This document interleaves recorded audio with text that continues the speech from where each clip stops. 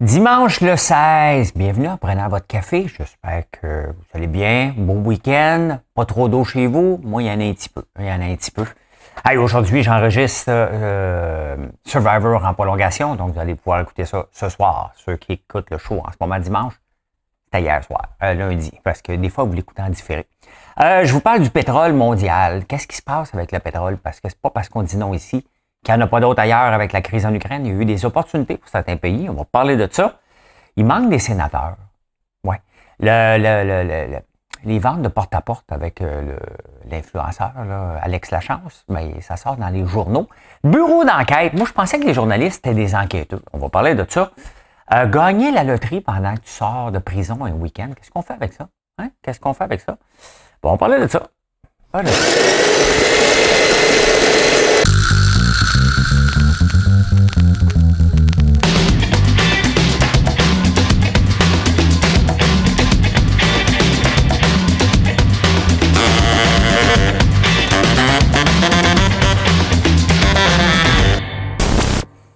Et voilà. Je pense que je vais être meilleur pour l'énigme qu'hier. Hein? Mesdames et messieurs, 2 LGBTQI+. Je vous dis tout de suite, je suis persuadé que vous ne l'aurez pas. Je suis persuadé que vous ne l'aurez pas. Je vous mets au défi. Hein? Écrivez-le. Si vous n'êtes pas abonné, bien entendu, je vais vous demander de vous abonner. C'est toujours apprécié de vous abonner, de faire un like, un petit commentaire. Juste un thumbs up. YouTube aime ça. Le 15 avril 1913, ce bureau a été créé. Il était tellement sévère qu'une industrie a décidé de le boycotter s'il ne changeait pas ses règles. Ce bureau a été changé en 1967 par un autre. Honnêtement, si vous l'avez, là, vous êtes bon en tabarnouche. Très, très bon même.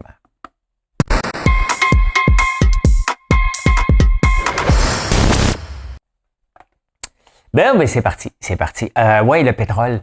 Tu sais, ici, la Banque royale s'est faite accuser de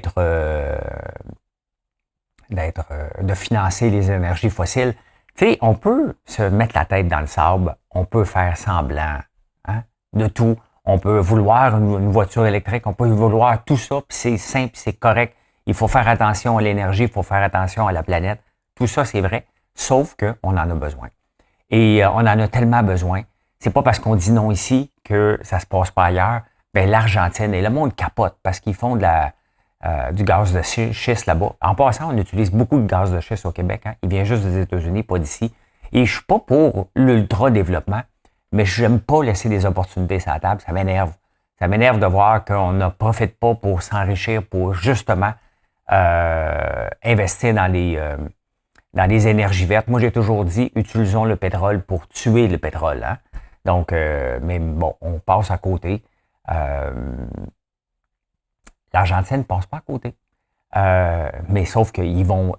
C'est pour ça que, tu sais, c'est mieux que ça soit fait dans des pays comme ici, un peu plus encadré. Puis là, j'essaie de voir à travers mes lunettes. Tabarnouche, hein? Des fois, il faut que tu les laves, ces lunettes-là. Le but, c'est de voir au travers, pas essayer de voir au travers.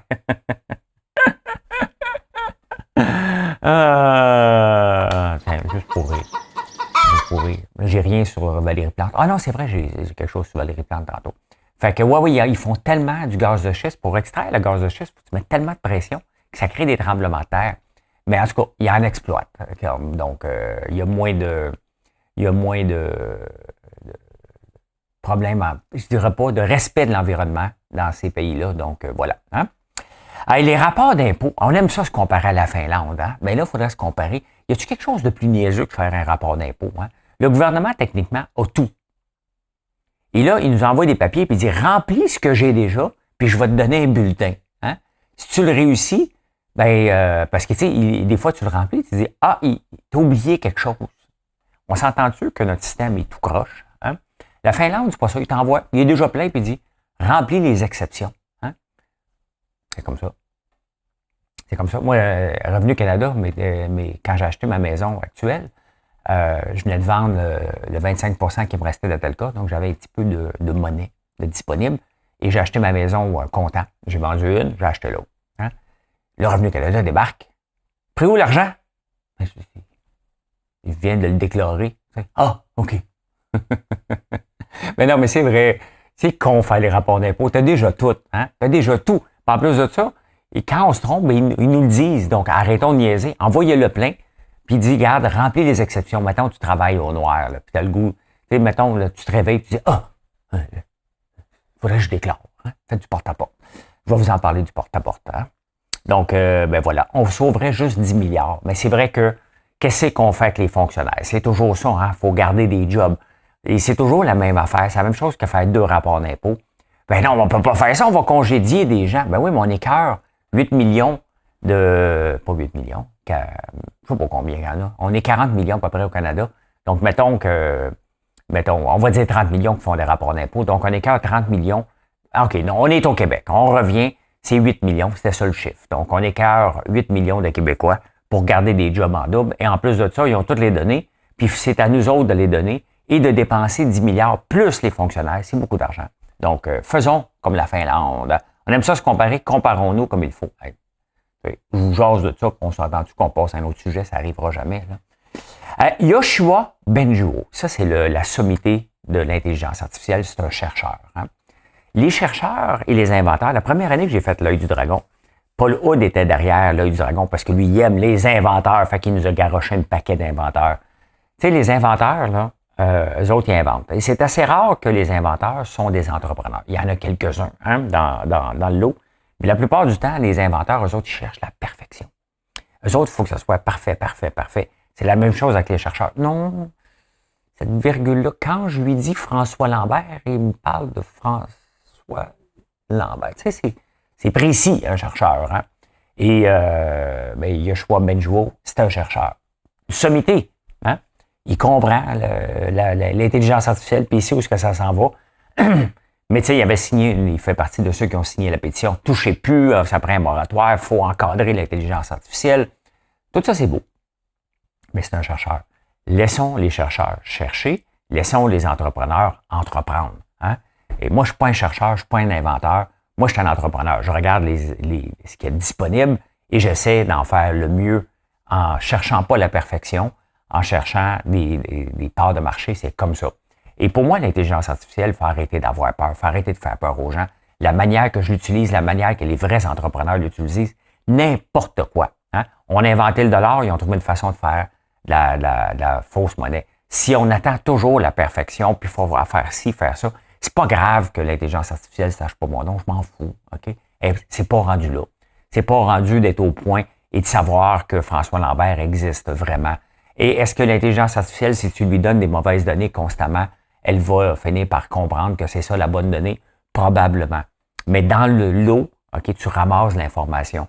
Pour aider certains domaines, ça va très vite. Regardez, je suis en train de développer des nouvelles recettes de produits et je le teste avec l'intelligence artificielle, que ce soit dans l'atelier, que ce soit pour les savons, que ce soit pour toutes sortes de nouveaux produits.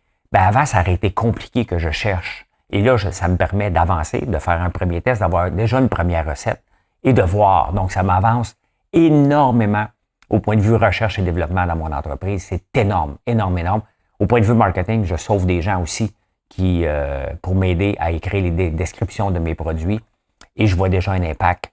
Mais c'est un travail de longue haleine, mais je vois déjà un impact. Donc, laissons les chercheurs chercher, continuer à améliorer la technologie et nous, on va la monétiser. C'est comme ça. Hein? C'est comme ça. Donc, voilà. Oh, ben écoutez, dernière heure, il manque 16 sénateurs. Moi, c'est ça, là, j'aimerais ça aller tester ça. J'aimerais ça. Il en manque quelqu'un au Québec, là. Tu ne deviens pas sénateur comme ça, il faut que tu appliques. Là. Je pense m'appliquer, m'envoyer mon CV. Il faut demander deux références. Là. Pouvez-vous me donner des références? Ça serait drôle. Ça serait drôle que je sois sénateur. Tu sais. C'est juste 84 jours, mais je pense que j'aimerais ça. Est-ce que j'irais m'emmerder? Probablement. Peut-être pas. Je ne le sais pas.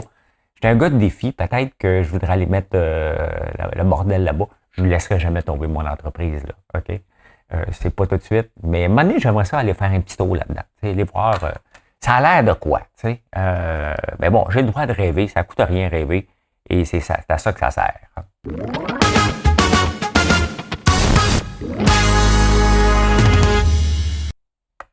Eh bien, au Québec site, qu'est-ce qui se passe au Québec?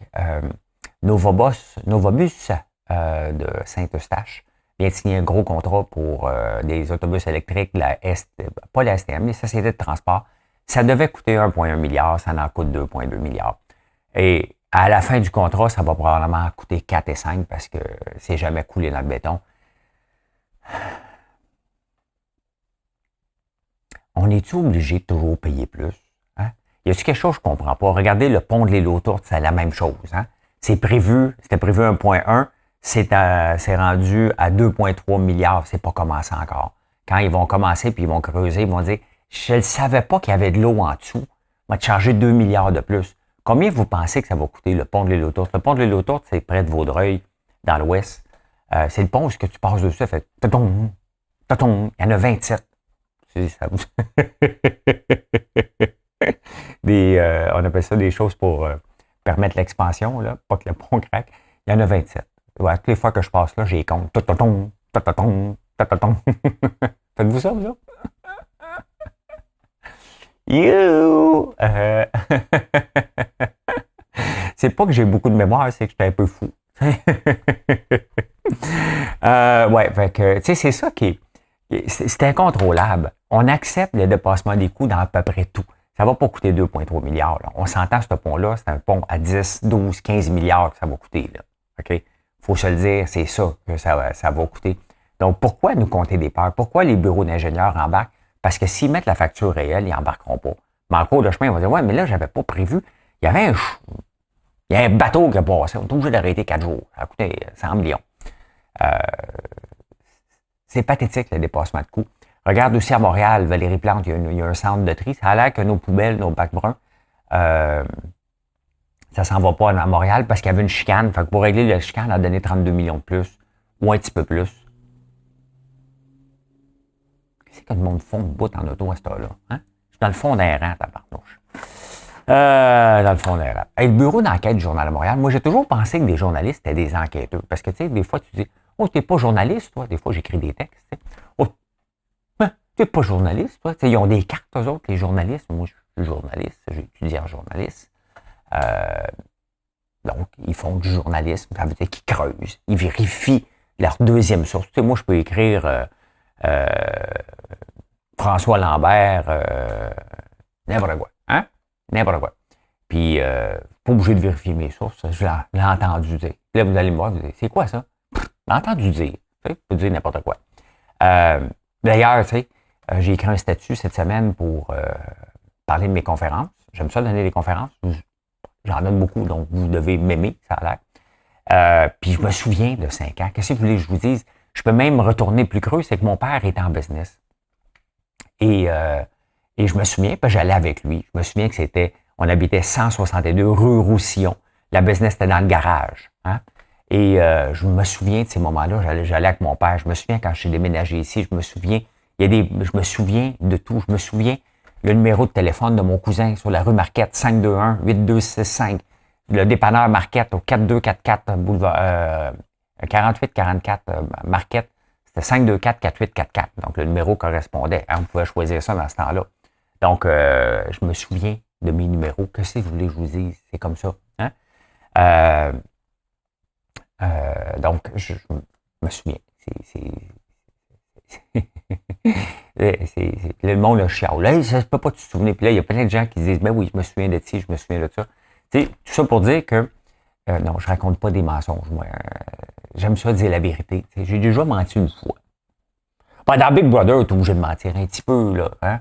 Mais, tu sais, il y a une différence mentir quand quelqu'un vient te poser une question et mentir d'avance. Moi, je mens pas d'avance. Si tu me poses une petite question, ça se peut que je te réponde pas tout à fait, là, t'sais. Donc, voilà, ben, comme ça. Hein? Allez, tomber sur la tête, on va parler du porte-à-porte.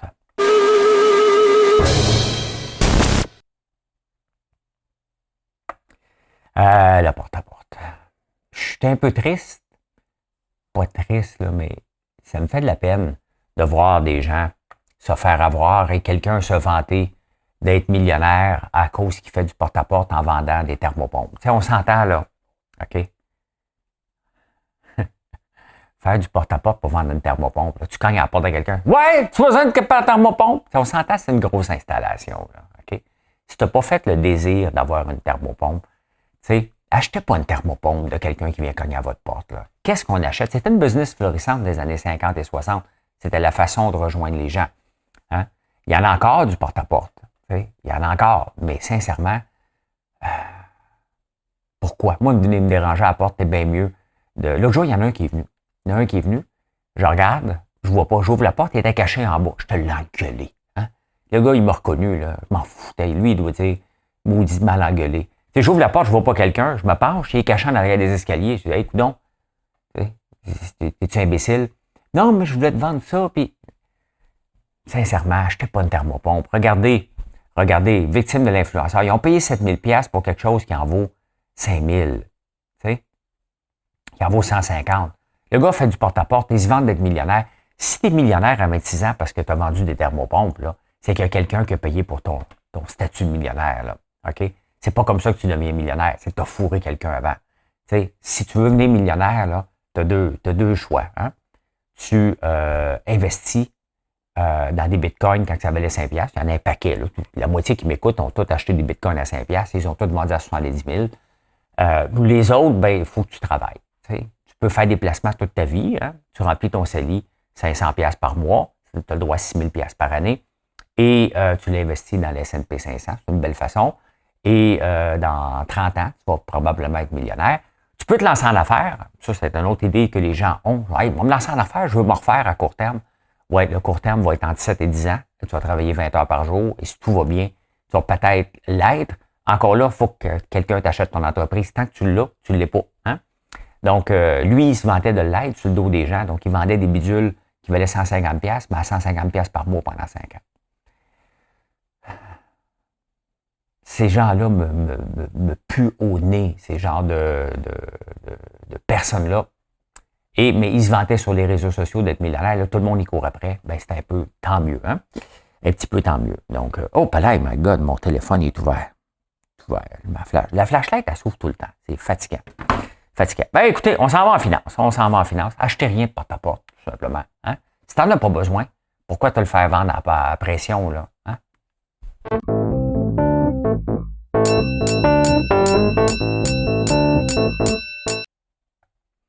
Tu sais, puis il y a beaucoup de gens qui viennent sur mes pages puis qui me parlent. C'est sûr que je vais parler de mes produits. Là. Je suis pas un con, là. Hein? C'est ma vie. Donc, je vous parle de ma vie. Je vous fais les nouvelles, mais en même temps, je vous parle de ma vie. Là, je vous parle d'inondation. Demain, je vous parle d'autres choses. Donc, mais je veux pas mettre de pression. Hein? Je veux que vous me choisissez. C'est bien évident. Vous vous lavez tous les jours. C'est sûr, je veux que vous preniez mes savons. Si vous achetez des bougies, c'est sûr, je veux que vous preniez les miens. Si vous prenez une collation, je veux que vous preniez les miens. Je suis pas un con, là. Hein? C'est mon objectif. Dans la vie, puis on fait des beaux produits, mais il n'y a pas de pression. Okay? Il y aura jamais, je ne vais jamais vous le mettre dans la gorge. Ah oui. Quoique, moi, c'est un peu ce que je fais avec les beignes des fois. Je me les pousse dans la gorge. Ben, Tesla est en train de vous pousser une auto électrique dans la gorge. Tesla est le seul fabricant automobile qui a trop d'autos. Hein? Ils ont plus, ils en produisent plus qu'ils sont capables d'en vendre. Donc, qu'est-ce qui se passe dans ce temps-là? Ils font une baisse de prix. Donc, ils sont en mode déflation. Et là, ils viennent de baisser les prix de la Tesla 3 de moins 11 000 €. C'est 15 000$ de moins. Hein? C'est pas une guerre de prix, ça. Ça en est, les autres ne pourront pas suivre. Et Tesla a fait beaucoup d'argent. Et là, ben, il en profite maintenant, qui est à l'aise, qui a monté. Il y a beaucoup d'entreprises qui font ça. Hein? Et qu'est-ce qui arrive? Ben, Google se plaint en ce moment. L'antitrust, c'est que là, Tesla ne peut pas être, c'est pas un monopole, mais ils ont établi tellement, leur marque est tellement forte que là, maintenant, ils peuvent se permettre d'attaquer et de faire baisser les prix et rentrer un peu partout. Pourquoi que baisser? C'est pour de 11 000 €. C'est pour être capable de rentrer dans les subventions de la communauté européenne. Donc, ben voilà. Mais sauf qu'il y en a trop en même temps. Hein? Puis ils continuent à grandir et à grandir. Donc, voilà. Les maisons, en 2023, hein, on a eu une augmentation de nos taxes. Mais les maisons diminuent de 4,8 % et le rôle foncier, à peu près de 22-23, on nous a monté de 33 %. On s'est fait fourrer en 2022. On s'est fait rire de nous par nos maires et nos mairesses qui gèrent mal, ne savent pas gérer. Il y a des nouvelles constructions, donc des nouveaux revenus. Ben, toutes les fois, ils disent « Hey, ben non, on n'en a pas d'argent, Sincèrement, j'ai hâte d'avoir quelqu'un qui est capable de gérer des villes. J'ai hâte de voir vraiment, y en a-tu un maire qui a de l'allure? Nommez-moi votre maire dans votre région s'il a de l'allure au point de vue gestion ou il se plaint tout le temps. Moi, je me plains pas tout le temps là, en affaires. Là. J'étais avec mon cousin à l'usine d'acier. Il se plaint pas. On jongle. On jongle là tous les jours. OK, ça me prend des revenus. Qu'est-ce que je fais? Ouais, parfait. Non, je peux pas faire cette dépense-là. OK, je vais la repousser plus tard. On s'arrange comme ça constamment.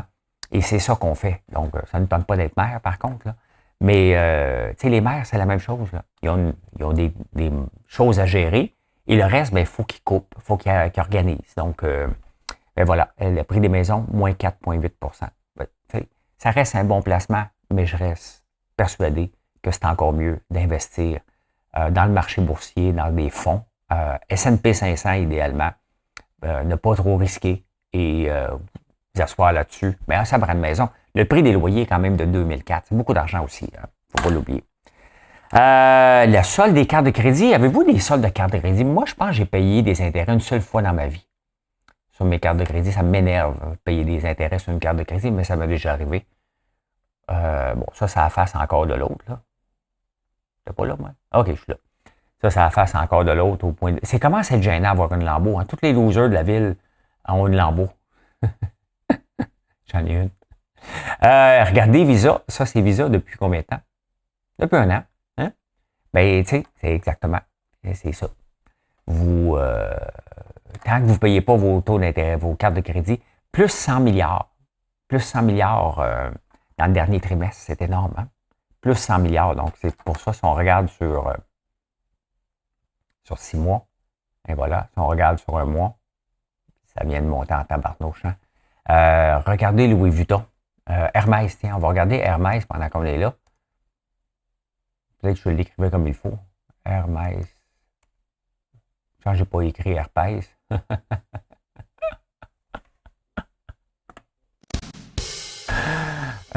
Bon, OK. Concentrons-nous. Ça, c'est quoi? C'est une journée? Regardez 5 jours. Hein? La business du luxe, là, c'est... La bourse de Paris explose. Les gens achètent du Hermès. Moi, je rentre là et je me dis, qui c'est qui achète ça? Faut être riche en tabarnouche. OK? Faut être riche, rentrer là, ça n'a pas de bon sens. J'aime ça rentrer quand même. Louis Vuitton.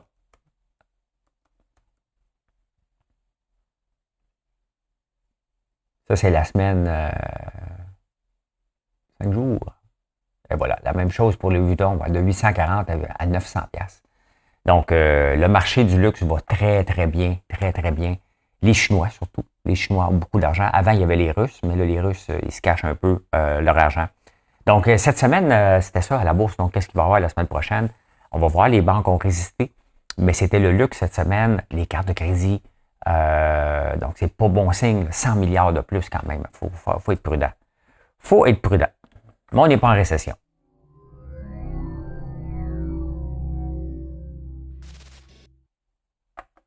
On n'est pas en récession. Ah ben, Colin, avec du cognac. Du cognac à 15 000 $. J'ai jamais... Je sais pas si je tripe sur le cognac. Je me souviens pas de l'avoir déjà vu. Même trop frugal pour ça, moi.